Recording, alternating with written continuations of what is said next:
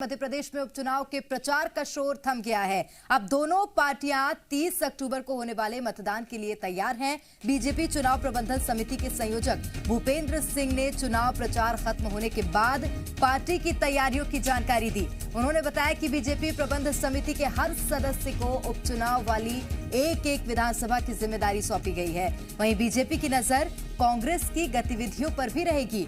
कोई भी गड़बड़ी होती है तो इसकी शिकायत निर्वाचन आयोग से की जाएगी, जबकि हर बूथ पर बीजेपी कार्यकर्ता लोगों से मतदान करने की अपील भी करेंगे।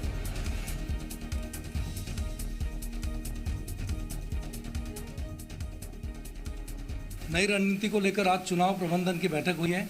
इसी पर बात करने के लिए हमारे साथ मौजूद हैं चुनाव प्रचार समिति के प्रमुख और मध्य प्रदेश सरकार के मंत्री जी श्री भूपेंद्र सिंह जी।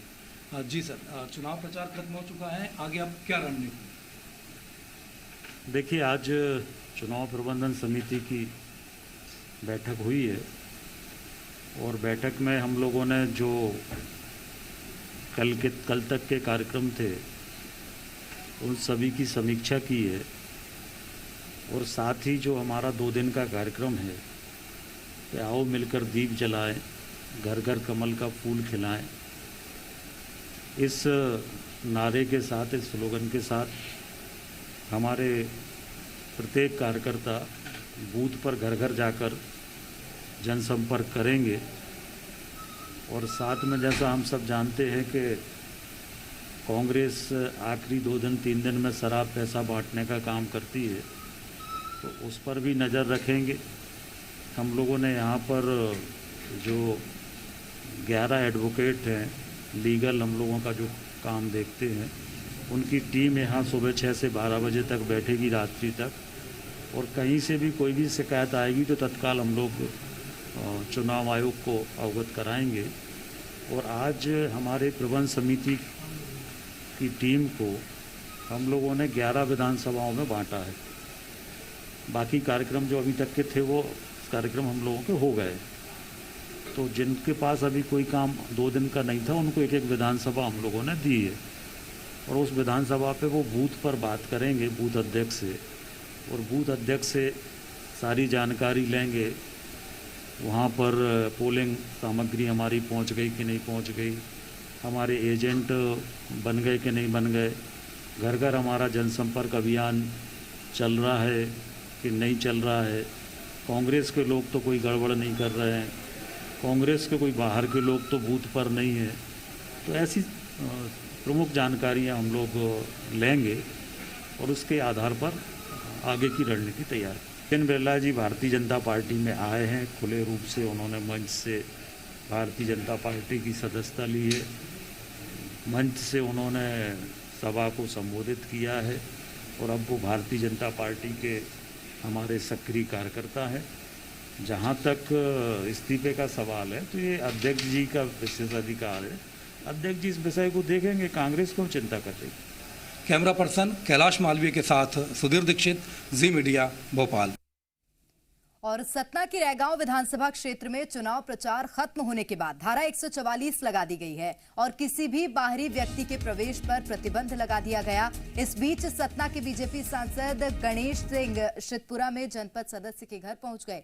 सूचना मिलने पर रैगांव की कांग्रेस प्रत्याशी कल्पना वर्मा भी मौके पर पहुंच गईं और सांसद गणेश सिंह पर बीजेपी प्रत्याशी के समर्थन में प्रचार करने का आरोप लगाया। उन्होंने जब गणेश सिंह से विधानसभा क्षेत्र के बाहर जाने के लिए कहा तो दोनों के बीच जमकर बहस भी हुई। बाद में कल्पना वर्मा की शिकायत पर सांसद गणेश सिंह के खिलाफ FIR दर्ज कर ली गई है। अरे वो मेरे को बोल रहे हैं कि महारानी यहाँ से हटोगी, मतलब इस तरह से आप शब्दों का इस्तेमाल कर रहे हैं। उनको बात करने का तरीका नहीं है, किस तरीके से बात की जाती है। मैं एक महिला हूँ और मुझसे वो तेज आवाज में बात कर रहे हैं। इस तरीके से जनता की सेवा करेंगे? बताइए, आज आप सांसद है तो कुछ भी करेंगे, कुछ को मतलब आपको कोई भी नहीं रोकेगा। सरकार है तो मनमानी करेंगे। जनता सब देख रही है और जनता सबक जरूर सिखाएगी। तो मध्य प्रदेश में हो रहे उपचुनाव को लेकर चुनाव प्रचार का शोर भले ही थम गया हो, लेकिन जुबानी जंग और आरोप प्रत्यारोप का दौर जारी है। मुरैना के सबलगढ़ से कांग्रेस विधायक बैजनाथ कुशवाहा ने बीजेपी पर धन बल और बाहुबल का उपयोग कर चुनाव प्रभावित करने का आरोप लगाया है। उन्होंने कहा कि बीजेपी को अपने पैसे और ताकत का घमंड है, जिसका वो उपयोग चुनाव में कर सकती है। उन्होंने आरोप लगाया कि हाल ही में पृथ्वीपुर में भी देखने को मिला था कि किस तरीके से गरीब महिलाओं को साड़ियां बांटकर बीजेपी वोटिंग के लिए प्रभावित करने की कोशिश कर रही है। वहीं कांग्रेस के आरोपों पर बीजेपी ने पलटवार किया है और कहा है कि कांग्रेस को जब अपने हार दिखने लगती है तो इस तरह के आरोप प्रत्यारोप की राजनीति करना शुरू कर देती है। जो अपने पैसे पर, अपने दारू और गुंडों पर जो घमंड है वो उनका चूर हो जाएगा। दमोह में भी इन्होंने कोई कसर नहीं छोड़ी और यहाँ भी तो हमारे जौहरी साहब हैं जो पार्टी के प्रदेश के उपाध्यक्ष हैं, उनके सामने सरेआम धोतियाँ बांटी रही थी, साड़ी बांट रहे थे वो लोग। इन्होंने वीडियो बनाना शुरू किया तब वहाँ से भागे। तो ये करेंगे, उन्हें भरोसा नहीं है कि हम चुनाव इसी प्रक्रिया में अभी दमोह कांग्रेस चुनाव जीती थी। तो ये सब फालतू की बातें हैं। कांग्रेस कुल मिला के जब उनको लगता है कि हमारी पराजय हो रही है तो वो सब इस तरह की शिकायतें करना, इस तरह से आयोग पर आपत्ति करना, उनको किसी पर भरोसा नहीं है। ना उनको निर्वाचन आयोग पर भरोसा है, ना बाकी किसी पे भरोसा है। वो सबकी शिकायतें। और वहीं उपचुनाव से ठीक पहले बीजेपी ने अनुशासनात्मक कार्रवाई करते हुए अवधेश प्रताप सिंह को पार्टी से निष्कासित कर दिया है। बीजेपी ने ये कार्रवाई पार्टी विरोधी गतिविधियों के चलते की है। आरोप है कि अवधेश प्रताप सिंह पृथ्वीपुर विधानसभा क्षेत्र में होने वाले उपचुनाव में पार्टी विरोधी गतिविधियों में शामिल थे।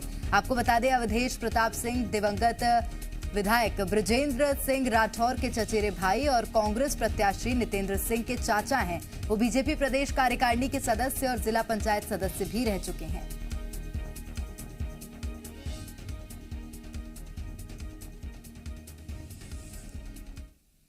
और खंडवा लोकसभा क्षेत्र के बागली विधानसभा में कांग्रेस कार्यकर्ताओं ने एक गाड़ी से 50 पेटी अवैध शराब पकड़ी है। मामला चापड़ा श्यामनगर गांव का बताया जा रहा है कि शराब छुड़ाने को लेकर कांग्रेस कार्यकर्ताओं और बीजेपी के बागली मंडल अध्यक्ष टिकेंद्र प्रताप सिंह और महामंत्री पोप सिंह बग्गा से विवाद भी हुआ।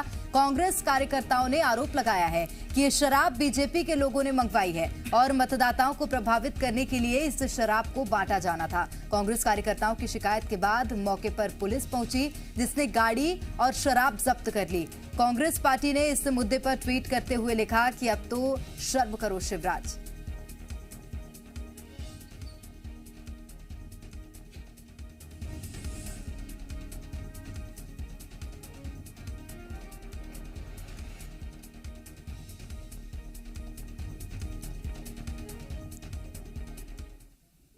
और बड़वाह से कांग्रेस विधायक सचिन बिरला बीजेपी में तो शामिल हो गए हैं, लेकिन उन्होंने विधानसभा की सदस्यता नहीं ली है। इसी मुद्दे पर अब कांग्रेस हमलावर है। कांग्रेस ने कहा या तो सचिन बिरला विधानसभा की सदस्यता छोड़े या विधानसभा अध्यक्ष उन पर कार्रवाई करें। वो स्वेच्छा से बिके हैं, इसलिए हम सचिन बिरला को निष्कासित नहीं करेंगे। कांग्रेस के आरोपों पर बीजेपी ने पंकज चतुर्वेदी ने कहा कि कांग्रेस विधानसभा अध्यक्ष को सलाह ना दें, सचिन बिरला विधि का पालन करेंगे।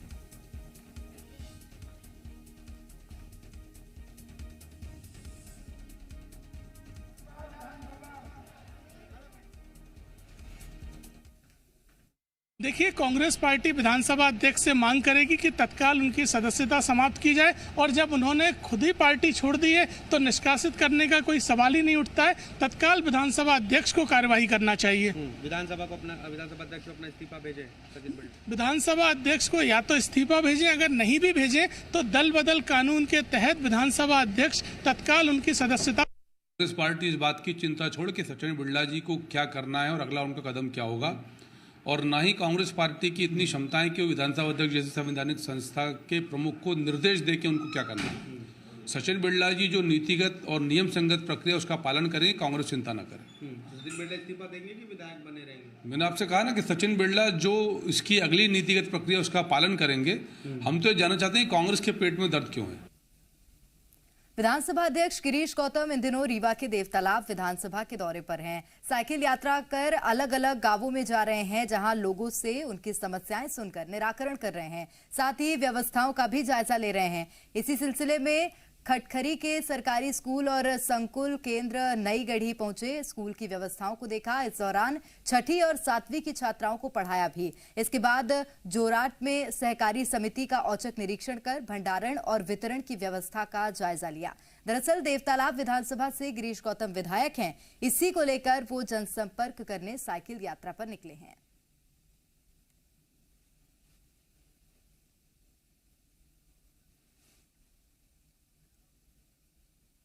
और अब हम आपको सुनाते हैं मध्य प्रदेश के किसानों के नाम मुख्यमंत्री शिवराज सिंह चौहान का संदेश। प्रिय किसान बहनों और भाइयों, नमस्कार। अभी मैंने प्रदेश में खाद की उपलब्धता की विस्तृत समीक्षा की है। यूरिया पिछले वर्ष अक्टूबर के अंत तक 3,48,000 मीट्रिक टन किसान बहनों और भाइयों के द्वारा उठाया गया था। इस साल 3,18,000 मीट्रिक टन उठाया जा चुका है। बाकी शेष बची मात्रा भी इस महीने के अंत तक 31 अक्टूबर तक उपलब्ध करा दी जाएगी। गत वर्ष अक्टूबर के अंत तक 2,78,000 मीट्रिक टन यूरिया किसान बहनों और भाइयों द्वारा खरीदा गया था। इस साल 2,31,000 मीट्रिक टन यूरिया किसान भाई बहन खरीद चुके हैं और बची हुई शेष मात्रा भी उपलब्ध कराई जा रही है। आप चिंता ना करें। 32 अतिरिक्त रैक 30 अक्टूबर तक प्रदेश के विभिन्न स्थानों पर पहुंचेंगे और उन रैकों में जो यूरिया आएगा वो हम किसान को उपलब्ध कराएंगे। नवंबर में जो खाद है उसके लिए भारत सरकार से मैंने चर्चा की है। जो आवश्यकता है उतनी खाद निश्चित तौर पर हमको मिलेगी। NPK भी पर्याप्त मात्रा में उपलब्ध है। मेरी आपसे ये भी अपील है कि आवश्यकता पड़ने पर NPK और सुपर फास्फेट का भी आप उपयोग करें।